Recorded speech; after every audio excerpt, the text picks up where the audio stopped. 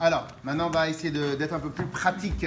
On va essayer d'être un peu plus pratique dans la méthode de Netilat Yadayim. Alors, tout d'abord, allez, on écoute.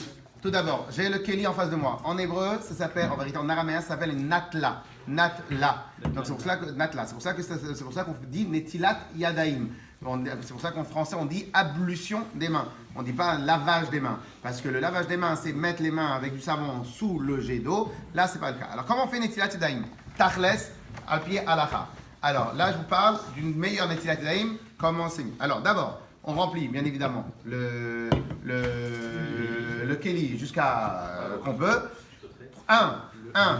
On prend le Keli dans la main droite et on donne à la main gauche. Pourquoi on prend le Keli dans la main droite? Parce que tout ce qu'on doit faire doit absolument passer par la droite. Quand tu prends une pomme et tu fais tu prends dans la main droite. Quand tu fais n'importe quoi, tu fais par la main droite. Dans la Torah, on donne toujours la main droite priorité. Donc, pour les gauchers, ce sera autrement, mais pour les droitiers, ça sera toujours comme ça. Parce que chez le gaucher, la gauche, c'est sa main droite.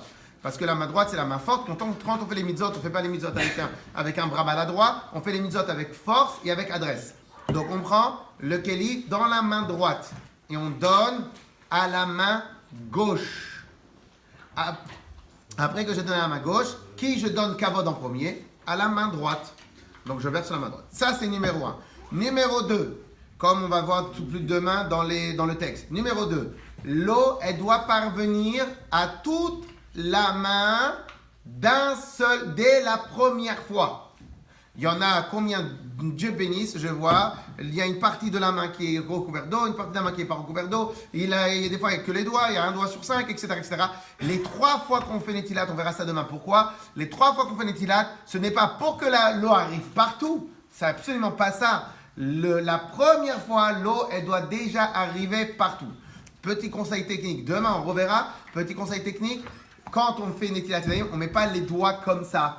On ne met pas les mains comme ça, la main comme ça, ça ne veut rien dire. C'est extrêmement difficile d'arriver en un seul jet d'eau, d'arriver à Netilat Yadayim complètement si vous avez la main comme ça. Et Dieu bénisse, il y a des mains, c'est des marteaux. Donc en vérité, c'est encore plus difficile. Donc c'est pas comme ça. Il faut laisser un peu plus la main, un peu plus dans le sens de l'eau. Et quand on verse, tac, on fait en sorte d'un seul coup, l'eau elle arrive partout dans la main. Ça, c'est le point essentiel pour aujourd'hui. Et après, demain, on verra